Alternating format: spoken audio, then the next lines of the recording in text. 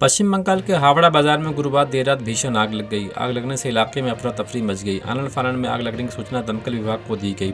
आग की सूचना मिलते ही दमकल की 18 गाड़ियां मौके पर पहुंची। दमकल कर्मी लगातार आग पर काबू पाने की कोशिश कर रहे हैं। इस भीषण आग में करीब 800 से 1000 दुकानें जलकर खाक हो गई। हावड़ा बाजार में 500 से ज़्यादा दुकानें हैं। फिलहाल इस घटना में किसी के हताहत होने की कोई सूचना नहीं है। दमकल विभाग के अधिकारियों ने बताया कि देर रात करीब 1 बजे आग लगने की सूचना मिली। सूचना मिलने के बाद तुरंत दमकल विभाग की 18 गाड़ियों को मौके पर रवाना किया गया। उन्होंने कहा कि दमकल कर्मी आग पर काबू पाने की कोशिश कर रहे हैं। फिलहाल अभी आग पर काबू नहीं पाया जा सका है। कॉल मिला था कि ये बाजार में आग लग गया। कॉल मिलने से ही हम लोग गाड़ी भेज दिया। ठीक है, अभी 18 numbers of fire tender are working है। नहीं, कोई कैजुअलिटी नहीं है। अभी तक कोई कैजुअलिटी नहीं है। किसी का कोई कुछ नहीं हुआ है। आग बुझ ही गया है, थोड़ा सा है, अभी बुझ जाएगा।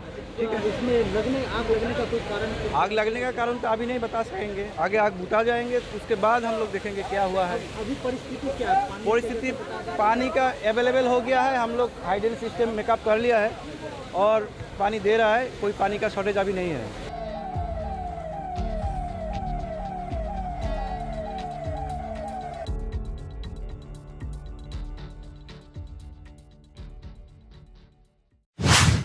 सिरसा डेरा सच्चा सौदा प्रमुख राम रहीम को 30 दिन की पैरोल मिल गई है। गुरुवार शाम 5 बजे राम रहीम सुनारिया जेल से निकलकर यूपी के बागपत के बरनवा आश्रम के लिए रवाना हो गया। उसे सिरसा डेरे में जाने की परमिशन नहीं है। इससे पहले उसके लिए सिरसा से घोड़े और गाय पहुंचाए गए और वहां पर सुरक्षा बढ़ा दी गई है। राम रहीम का 15 अगस्त को जन्मदिन, इसलिए सजा मिलने के बाद वो पहली बार जेल से बाहर अपना जन्मदिन मनाएगा। राम रहीम को इस साल जनवरी में 40 दिन की पैरोल मिली थी। उम्र कैद के 30 महीने में राम रहीम को ये 7वीं पैरोल है। पिछले 4-5 दिनों से कोल्हापुर में भारी बारिश हो रही है, जिसके कारण पंचगंगा नदी का जलस्तर काफ़ी बढ़ गया है, जिसके कारण आसपास के इलाकों में बाढ़ जैसी स्थिति पैदा हो गई है। आपदा प्रबंधन अधिकारी प्रसाद संगपाल ने कहा कि आईएमडी ने अगले 5 दिनों के लिए कोल्हापुर जिले के लिए ऑरेंज अलर्ट जारी किया है, क्योंकि लगातार बारिश के कारण पंचगंगा नदी उफान पर है। अगर यही स्थिति जारी रही तो नदी कल तक चेतावनी के निशान को पार कर जाएगी। महाराष्ट्र में लगातार बारिश के बीच भारत मौसम विभाग ने 21 जुलाई को ठाणे, रायगढ़, पुणे और पालघर जिलों के लिए कल के लिए भारी बारिश के लिए रेड अलर्ट जारी किया है। मुंबई और रत्नागिरी के लिए ऑरेंज अलर्ट भी जारी किया गया है। पिछले 4-5 दिन से भारी बारिश कोल्हापुर में हो रही है। आने वाले 5 दिनों का भी भारतीय हवामान डिपार्टमेंट, जिसको हम आईएमडी बोलते हैं, इंडियन मेट्रोलॉजी डिपार्टमेंट, उन्होंने आने वाले 5 दिनों के लिए भी कोल्हापुर डिस्ट्रिक्ट को ऑरेंज अलर्ट का इशारा दिया है। अगर हम आज की स्थिति देखें तो पूरे दिन भर ज़ोरों शोरों से बारिश डिस्ट्रिक्ट में हो रही है और वो हर ब्लॉक में आउट ऑफ 12 तालुकाज हर तालुका में बारिश हो रही है। इसी वजह से जो डिस्ट्रिक्ट की सारी नदियां हैं वो अपनी सतह से ऊपर बह रही है। और अगर हम कोल्हापुर सिटी और करवीर ब्लॉक की बात करें तो यहाँ पे जो पंचगंगा नदी है, जिसके वजह से कोल्हापुर के करवीर तालुका में कोल्हापुर सिटी में बाढ़ आती है। अगर हम अब की स्थिति देखें तो राइट नाउ कोल्हापुर का पंचगंगा रिवर जो है वो अभी 34 फीट पे बह रही है। अगर हम पंचगंगा की वार्निंग लेवल देखें तो वो 39 फीट है और अगर डेंजर लेवल हम देखें तो वो 43 फीट है। अगर इसी ज़ोर से बारिश होती रही तो हो सकता है कि कल शाम तक या फिर परसों तक हम वार्निंग लेवल तक जाएं।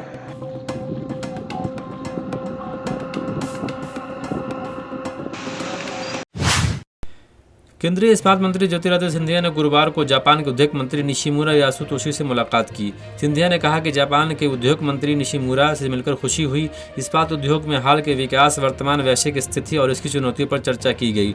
स्टील क्षेत्र में डीकार्बोनाइजेशन, ग्रीस्टीन उत्पादन और अधिक ऊर्जा दक्षता जैसे नए डोमेन में साझेदारी के साथ साथ मेक इन इंडिया कार्यक्रम के प्रति हमारी प्रतिबद्धता की पुष्टि की गई। बैठक के दौरान दोनों मंत्रियों ने एक नीतिगत दृष्टिकोण अपनाने पर महत्व पर जोर दिया। दोनों पक्षों ने ये विचार साझा किया कि भारत और जापान दुनिया के दूसरे और तीसरे सबसे बड़े इस्पात उत्पादन और वैश्विक इस्पात उद्योग में सह लाभकारी भागीदार हैं।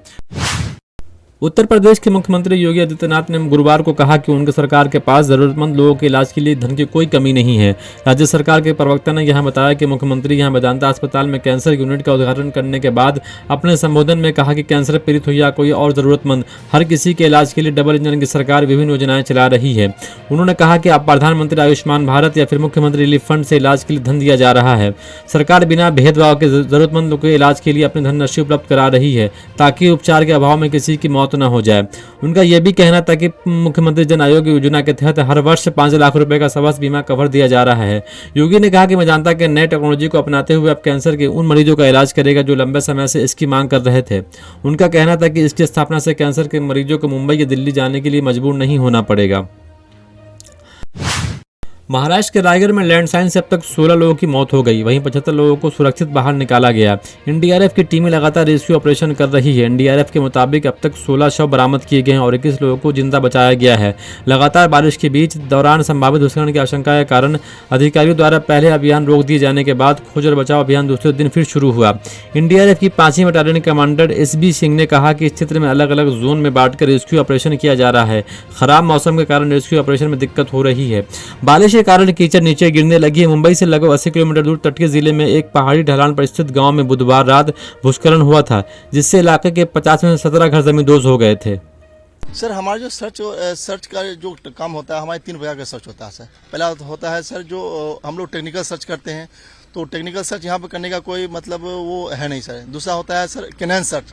हमारे पास 3 डॉग आई थी, कल भी आई थी और अभी भी आ रही है सर। और कैनान सर्च होगा प्लस होगा फिजिकल सर्च, क्योंकि यहाँ पर एक ही है, कैनान और फिजिकल 2 ही सर्च करना हमारे लिए संभव हो पा रहा है और वो हम कर रहे हैं। कल भी किए थे और आज भी हम अपने कार्य को फिर आगे निरंतर आगे रखेंगे आज भी सर। किस तरह के इक्विपमेंट्स आप इस्तेमाल करने वाले हैं और अभी आप निकल रहे हैं यहाँ से? ट्रैक कितना लंबा है, फिर वो भी एक चैलेंज है अपने आप में। ट्रैक तो लंबा है, ये तो अपने आप में चैलेंज है। ऊपर से प्रकृति का कहर आती रहती है, बारिश वो भी है, लेकिन इस चैलेंजेज में हमें अपने आप को सिखाया गया किस प्रकार से अपने आप को हम ढाल के किसी भी घटित घटनाओं को अंजाम को तक पहुंचाना है। ये हमें बेहतरीन ढंग से हमें प्रशिक्षण दिया जाता है और उसमें हम माहिर हैं और हम करते भी हैं सर।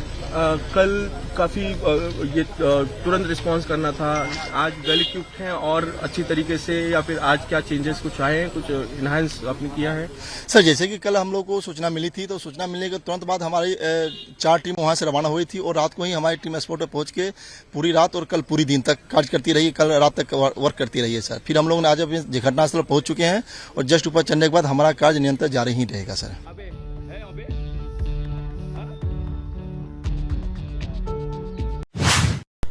राजस्थान की राजधानी जयपुर में 1 घंटे में 3 बार भूकंप झटके महसूस किए गए। भूकंप की तीव्रता 4.4 मापी गई है। शहर के कुछ हिस्सों में भूकंप झटके महसूस होते ही लोग घरों से बाहर निकल गए।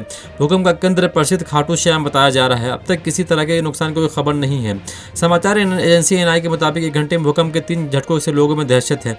वहीं मणिपुर के उखरुल में भी सुबह 5 बजे भूकंप झटके महसूस किए गए, जिसकी तीव्रता 3.5 मापी गई है। किस प्रकार के झटके महसूस किए गए भूकंप के?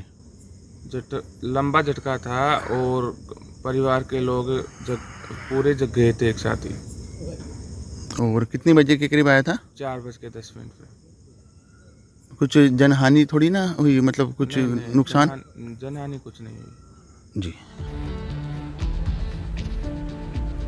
क्या महसूस हुआ था? ये दरवाजा तू जा रहा, पलंग तू जा, मैं बाहर निकल रहा बाकी। क्या भूकंप था? हाँ भूकंप था। कितने सेकंड? सेकंड ही। अच्छा, यहाँ से भी ये था। कोई नुकसान थोड़ी ना हुआ? नुकसान नहीं है। कंपन की आवाज भी हुई? हाँ।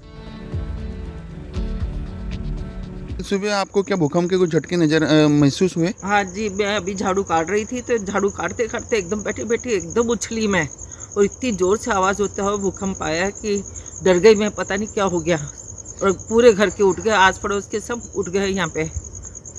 कितनी देर तक महसूस हुआ झटका? ये कुछ सेकंड के लिए महसूस हुए हैं ये। तो आप घरों से बाहर निकले? हाँ, बाहर को निकल कर देखा तो हाँ कुछ लोग यहाँ पे, क्योंकि खेती बाड़ी होती है यहाँ पे, गाय भैंसे रखते हैं, तो लोग बाग उठे हुए थे दूध निकालने के लिए, तो उन्होंने भी बोले कि हाँ भूकंप। यूपी उत्तराखंड समेत पहाड़ों पर हो रही भारी बारिश का असर अब मैदानी इलाकों में दिखने लगा है। बारिश के चलते नदियां उफान पर हैं, जिसके चलते मैदानी इलाकों में नदियों के आसपास में जनपदों में बाढ़ की स्थिति पैदा हो गई है। बारिश की वजह से गंगा जमुना नदी अपना रौद्र रूप दिखा रही है। नदियों के बढ़ते जलस्तर की वजह से कई जनपदों में यमुना और गंगा के किनारे बसे जनपदों पर बाढ़ का हालात पैदा हो गए हैं। पहाड़ों पर हो रही बारिश की वजह से गंगा और यमुना नदियों का जलस्तर बढ़ गया है, जिसके चलते मैदानी इलाके बागपत, मेरठ, मथुरा, प्रयागराज में बाढ़ का खतरा बढ़ गया है। पानी का स्तर बढ़ रहा है, पहले बहुत ज़्यादा कम था, अब 10 दिन के अंदर पानी का स्तर बहुत ज़्यादा बढ़ रहा है। हमको लगता है 10 या 15 दिन में बघाड़ा पूरा छू जाएगा पानी। बहुत समस्याएं होने वाली है, स्टूडेंटों को बहुत ज़्यादा समस्या होने वाली है। स्टूडेंट वहाँ से अब दूसरे जगह मुख कर रहे हैं, मतलब यहाँ से जाने के लिए, क्योंकि समस्याएं तो ज़्यादा होने वाली हैं। अभी स्टूडेंट चले जाते हैं पानी को देखते हुए अपनी व्यवस्थाएँ बना लेते हैं, क्योंकि पानी का स्तर भरोसा नहीं है कि कब कितना मतलब बढ़ जाए, कब कितना आ जाए। क्योंकि पहले बहुत ज़्यादा कम था, इस समय 3 दिन के अंदर देख रहे हैं पानी का स्तर बहुत ज़्यादा ही बढ़ गया है। पूरा इस तरीके से मतलब हो गया है कि स्टूडेंट अभी से मतलब सिस्टम बना रहे हैं, मतलब कहीं और जगह जाया जाए।